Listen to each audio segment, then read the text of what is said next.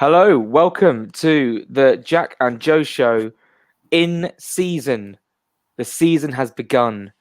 And Joe Sansom, yesterday we didn't quite catch each other because we were doing our own little pre-match routines and whatever. But how did you find the game yesterday? And first of all, how are you? And then we'll get into it. Yeah, I'm really good. I hope you're good too. Really enjoyed being back at the cottage yesterday. Felt a bit surreal for me. It's been a long time since I've been there. It's been since the Preston at home game at the end of February 2020. So it felt bizarre to be back to see all the familiar faces around where I sit. And I thought the atmosphere felt good. I mean, I don't know who's put 50p and every single Borough fan alive on Twitter that seems to be slating the atmosphere. It's just how it works. We can't hear you. You can't hear us. Sadly, that's just how it is with the acoustics and stuff. And I know it's maybe not the most electric atmosphere at Craven Cottage, but from trips to Middlesbrough in the past, I wouldn't be writing home about that either. So, I enjoyed being back. I thought it was a really enjoyable game. Maybe that's just biased because it was the first one back, because in all honesty, a Neil Warnock game managed by the very small man that is Keith Stroud is not what I wanted. It was just, it was just a physical, horrible, broken up game of football. But it was exciting to watch because we were there. If it was on TV, I'm sure it would have been different. So maybe I'm biased. It was a proud moment to walk into the Golden Line at 11 a.m. and have it absolutely heaving. It took about 10 minutes to get a pint. It was one of those ones where you go up and you get 2 pints at once. It was that busy, but it was fantastic to pre-drink there and see everyone again. And I mean, I must admit, I think by my tweet, I was probably lost my head at full time just because of the manner of the scoreline, the manner in which we conceded the equaliser. But I've just watched the highlights back. I was just saying to you, I've watched extended highlights back, and we played some nice stuff. And in fact, we dominated the game, all but dominated the game. We probably should have scored more. That Carvalho chance that he squirmed over the bar was one that I maybe thought that could be 2-0. That probably should have been 2-0. And at the time, you kind of, your head's so scrambled that what is going on. I was very reactionary yesterday, and maybe now, upon reflection, a point, frustrating as it is, but it's slow building blocks. Joe, let's just talk about the likes of Harry Wilson, who got the first goal. We got our only goal. Fabio Carvalho, Tyrese Francois, Paulo, I'm going to call him Gaza. How did you find everyone's debuts and just the overall performance as a whole? Yeah, it was a bit weird because it started very shakily first 10 or so minutes. It seemed like everyone was a bit nervous on the ball, which is quite unlike us even last year in the Premier League when we were having a poor run and stuff. We were always pretty comfortable on the ball. The Robinson back pass that nearly went wrong sort of summed that up, nearly put it past Gaza in the net. But I thought Tim Ream was personally my man of the match. I thought he was looking really good, composed as our captain, leader at the back, brought the ball forward very well. I was also really impressed with Tete and Onoma. I thought both were very dangerous. Harry Wilson was also one of our star men on the day, I thought he, even aside from the goal, was always our most dangerous player going forward and looked like making something happen. The youngsters did really well as well. Francois, I was a bit nervous about him just in terms of his physicality against a massive Middlesbrough team where it just seems to be, everyone's over 6 foot and massive in the centre of the park. Didn't really matter because the ball just sort of went over him the whole time, it sort of just bypassed him. But on the ball, he was really good. Carvalho as well. Unlucky with that shot, on another day, I'm sure he curls it in. But the one thing that worried me was maybe just the lack of clear-cut chances. I was impressed by our attacking play, and it's clear to see how Silva likes to set us up. Fullbacks getting forward like they did under Slav, not so much under Parker. A lot of overlaps, which is always exciting to see as a fan. Everyone's getting into the box, things like this, but not really clear-cut enough chances for me was the only complaint. And obviously, in the end, it cost us. But Harry Wilson, great debut. Gaza, I don't really have any opinion of him because there was nothing to do until the goal, and then it was a great effort. It was a great shot in the corner. He couldn't have saved it, in my opinion. Just disappointing, but really enjoyed the day and really enjoyed seeing Harry Wilson in particular. Just a shame that we didn't hold on, because it would have been great to grind out that win, especially as others. And I know, before anyone comments, like, why are you looking at other teams' results on day one? Points on day one matter just as much as points on match day 46. It's always good to get ahead of the rival. So tiny bit disappointing, but impressed by the performance. Think we look good. And I think that with that style of play, we could batter some teams this season. Yeah, and look, I think the point you made about looking at other results, I'm going to be totally invested in everyone's results every week, because it is clear there's going to be four favourites. We are one of them, with Bournemouth, Sheffield United, and West Brom, and they're the results we're going to be looking out for every week. And I've got PTSD, of course, from Barnsley, where when we lost on the opening day, Cardiff also lost, but Leeds won like that week. And suddenly I was talking to Nathan after the game. I was like, we're going to be playing catch up on those teams. And so it's good that we didn't lose any ground on anyone. But it's annoying we didn't actually gain ground on the other three teams. And we'll obviously come on to the Championship in a few minutes' time, once we round up the Borough reaction. Of course, there'll be a podcast out tomorrow, which will really delve into the game. I was lucky enough to...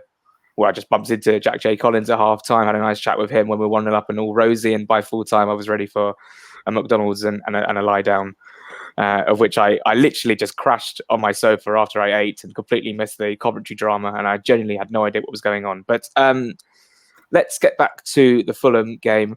Look, I think Neil Warnock and the shape, and notoriously he likes to keep his team in a good shape behind the ball. And I think that we did well to break the lines at times and get in behind sometimes.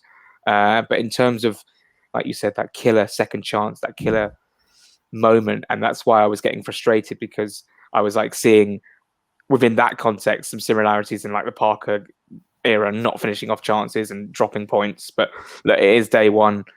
Let's not panic too much. Any final thoughts, Joe? Mitrovic was very quiet. It was a yellow card within 30 seconds. Yeah, and maybe maybe a word on the fact that we could have maybe had a penalty as well. Oh, clear cut penalty, by the way. Absolutely clear cut. He shoved him over. Yeah. I mean, I don't understand how that wasn't given. Warnock, he sets his teams up the way he does. It's not great on the eye, but it gets the job done for him. And as a character, when we're not playing them, I actually quite like him. I think he's a bit different, and quite makes it quite interesting. But when we're playing against him, obviously can't stand it. Well, thank God we got it out of the way. Yeah, glad we got it out of the way. Shame we didn't beat them, but I think it's a shame that Middlesbrough do play the way they do, because on the ball they've got some players that can play. I mean, the build up to their goal was the only time they showed a bit of skill, and look where it got them. It got them a goal. They could have even nicked it at the end in what was very scary final few moments. But I don't think it was a well executed plan by Middlesbrough in particular. I think they were quite lucky to hang on. And on another day, we win that game 2-0, possibly 3-0. Yeah. But you've got to give credit. They took the chance when they got it. And, they'll probably be knocking at the door of the playoffs. I think they're that sort of team which will grind out results like they did on Sunday. Yeah. And of course, look, I think that there's a point to be made that there could be teething issues with a new manager coming in. It's the first time we've started a season under a new manager since 2012, 2011. So it's unbelievably new for us. But hopefully we go to a Huddersfield team who couldn't beat Derby. We'll get onto the other results in a second. And hopefully go there and get an away win and our first win of the season. I'm very frustrated because I wanted to put the game behind me once I got home. And I realised that the guy who assisted the Middlesbrough goal is a friend of a very good friend of mine who plays football in and around non-league and stuff. So he's made the step up to Middlesbrough, of course, Jones, who made the assist. So suddenly I'm home and I'm like, right, the game's done, whatever, move on. And I see all these stories from my friends on Instagram, like, oh, well done, bro, well done. He got the assist. And my friend messaged me like, oh, he assisted the goal. I was like, I didn't ask. I don't care. Like, it's obviously great, but it's obviously great for him. But honestly, I don't want to hear it. And I was obviously very frustrated at the time. But now, obviously, maybe on reflection, I could say, yeah, that's pretty cool. But Championship was up and running on Friday night. Bournemouth 2, West Bromwich Albion 2. What was an absolutely fantastic, frantic, and intriguing game based of two styles like Vladimir Ismail's pressing, high press, just chaos against slightly more conservative Bournemouth who looked okay on the break and stuff. And actually, it was a very good game and probably a deserved Desmond. Do you think, Joe? Yeah, I think so. I think both teams had some problems defensively, but I think you can tell Ismail's West Brom are going to score a hell of a lot of goals this season. I think that the way they all flood forward together is going to be dangerous, and this is when they haven't quite clicked yet. So Bournemouth was a weird one because I wasn't not impressed by them, but I'm not sure their performance was worthy of 2 goals, weirdly. And I feel like, with no disrespect to David Button, who made a great save, I think at either 2-1 or 2-2. Yeah. I mean, he was arguably at fault for both goals. And you've got to question, maybe just a little bit of luck there. But either way, a good game, probably a fair result, and a great start to the Championship. And there were loads more interesting games all the way through to the end. I watched the Coventry game when I got home, and the 96th minute chaos that ensued back at the Ricoh Arena was very, very good to watch. Like I said, I woke up from a nap and I suddenly saw these Coventry fans like clapping, and I was like, oh, they must have lost, but quite happy to be back at the Ricoh. Checked my phone, saw it was 2-1, 96th winner. I was like, what? Because up until then, I thought Forest had pretty much dominated the game. I saw Taylor's goal, very well worked by Brennan Johnson. And I thought Forest, I was like, oh, Forest under Houghton, they could actually be someone who haven't really mentioned too much this season. They could be a threat, but of course they've lost their opening game. Let's hark back to Saturday night where Sheffield United lost to Birmingham in an unbelievably fascinating game. Birmingham, I thought, were really good value, and I think will definitely be very good this season, hard to beat. And a couple more results: QPR 1, Millwall 1 was an interesting game, a really good game, and Swansea losing as well with Matt Grimes playing in the middle of the park, Joe. Yeah, I mean, we said about Matt Grimes the other day, he was captaining Swansea, so we don't know what's going on with that. They're close to signing Flynn Downs, apparently, from Ipswich. He is a centre midfielder, so we don't know what's going to happen. I mean, one thing that I think our game proved is that we do need another midfielder. I thought Francois did well. Onoma was also very influential for the majority of the game. And then on the bench, we've got Seri. We don't know if he's going to be in the plans. Anguissa not involved, no injury mentioned, probably off, you'd say. Harrison Reed and TC struggle with their injuries. So, I think we need someone else there. I think we need another body in minimum in midfield. I personally think we need someone to sit to either replace or play alongside Reed. And I also think we need someone a bit more creative, a bit like a Carvalho, maybe slightly more experienced. I think O'Hare, if you watch the Coventry game, is the perfect example of that. They say that he's going to be like the next Jack Grealish, really exciting player. And, there's players out there that we could get. We're in a good position in the window, and we'll come on to talk about our striker situation in a second. But yes. I mean, I feel like the Championship this weekend was a bit like chaos. And even though some players were involved, like Grimes, for example, you don't know if they'll be there at the end of the window. You look at Burge from Sheffield United as well. Will he be there at the end of the window? I think of him a bit like Anguissa, you know what I mean? So in limbo. It's going to be interesting the next few weeks. Big wins for Hull, big win for Luton. They started really impressively, and a 3-2 win for Stoke as well. We're not falling for the Stoke trap. It was a tight game, and they got it done in the end with Sam Surridge, the new signing. Will Hughes and Chalobah have been sort of linked with Fulham, and also Matt Grimes, who we were assuming was coming, started against Blackburn Rovers because Alan Nixon from The Sun said that he's probably going to start the season. Russell Martin came in and probably has put an arm around him and said, look, we need you.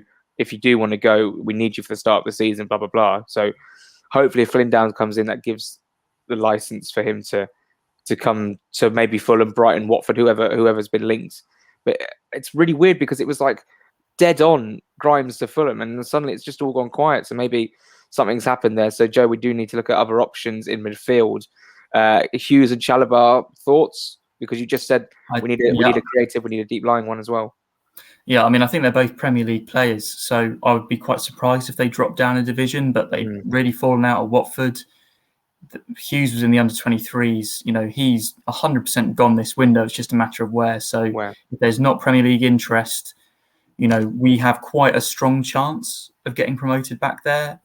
He's played with Silva before, who's apparently a fan, according to Adam Leventhal of The Athletic. So fingers crossed. I mean, I think they'd all be good options. If you're being completely honest, if I'm being completely honest with you, I'd almost rather one of the two Watford boys over Grimes, purely because I'm pretty confident that they could, step up to the Premier League if we got there. And I said weeks ago when we got relegated, that's the sort of signing we should be looking for. And I think we've done that so far with Gaza and with Wilson. And then it looks like we're getting, I guess we'll talk about this now, it looks like we're getting a promising striker. Well, yeah, here we go. I mean, this morning, it was found out, someone did some digging, and I went to double check, and I think you went to double check. Muniz has followed Fulham on Instagram. It wasn't quite the Muniz derby we thought it was going to be yesterday, but so my understanding is he's finished his isolation now when he had COVID. Terrible timing to get COVID. Obviously, he was about to do the transfer. Half the medical in Brazil, half of it in London is what was reported by Vene. And now it's just a waiting game. I mean, I wouldn't expect him to be starting up front at the John Smith Stadium at the weekend, but I would probably expect him to be in by Hull City at home. Of course, we've got the Carabao Cup second round draw coming up this week as well, which is going to be exciting, Joe.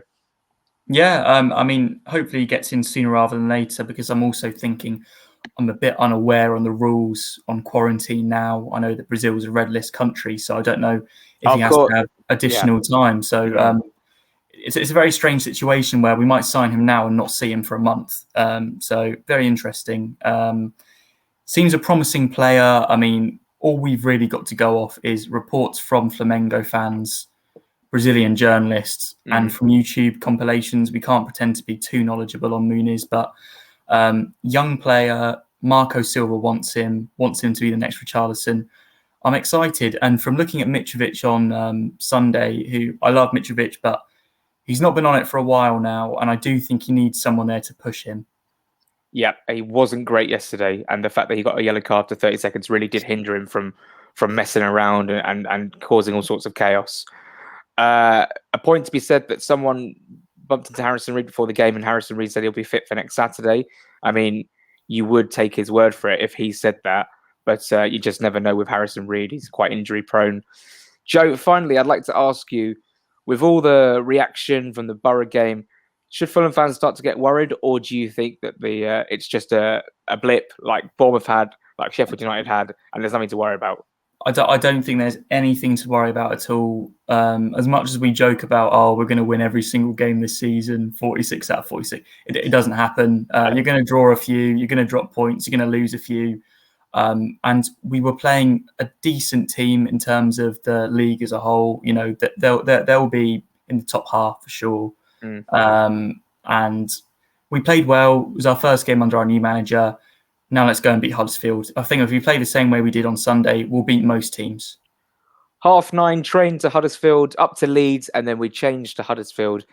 I can't wait to be up there. We're going to get in about 12:30, so it might have to be beers on the train beforehand, just to wet the whistle. Can't wait to see everyone up there. It was very sad not to obviously have Tony there yesterday. Tony Fisher, rest in peace, Tony. You were in our thoughts yesterday and throughout the whole season. And Joe, can't wait to have a 3:00 kickoff next week, and then of course the week after against Hull, and we've got Millwall in between that as well. Are you planning on doing any aways like Millwall? Next few I definitely can't do, I'm afraid. So it'll definitely be for the future that I'll be starting to do some. And yeah, just very quickly, what you said about Tony then, very true. And I thought it was really nice, the club's gesture to mark his seat in the Riverside stand. I thought that was a really lovely gesture. And also the fan-made flag that was by Block H7 in the Hammersmith end on the boxes. I thought that was a really nice gesture. And I felt very sad about it yesterday when I saw those things, but I also know that it was very lovely gestures. Going back to what I was saying before, in terms of the away games, not for me just yet, but I'm hoping that we take a good amount to Huddersfield, same for Millwall, and then I'm really looking forward to the 3:00 kickoff against Hull. Because Saturday 3:00, I was hoping that's what we'd have had for Middlesbrough. I don't want a 1:30 on a Sunday, preferably. No. I understand that as the massive club we are, we have to be picked for Sky coverage. But, nothing beats a 3:00 on a Saturday game. So really looking forward to that. Hope we don't get mauled again, though, because I know that Preston will probably get in that chant. I mean, that's one thing that I haven't missed at the football. Yeah. But they look very impressive, Hull, actually. Yeah. To be fair. In terms of the Jack and Joe show, we'll either be back next week to talk about the Huddersfield game, or if someone signs on that dotted line or something major happens, like Silva's sacked or Tony Khan walks, or we will be live on YouTube to react to all that good stuff. Like I said, podcast is out tomorrow, so make sure you listen to that. And as for now, guys, let me just get it ready. Hopefully everyone has a wonderful week, looks forward to Huddersfield away, is sensible and goes well. And come on, Fulham. Joe, final words? Nothing from me. Really excited for the weekend. I think we can get 3 points. I do. Yeah. Quick prediction then. Go on then. Oh, yeah. God, I forgot about that. I'm going to go for 2-0 Fulham. I think we'll see it through this time by getting the second goal. to be 3-0 Fulham. God bless everyone and see you later.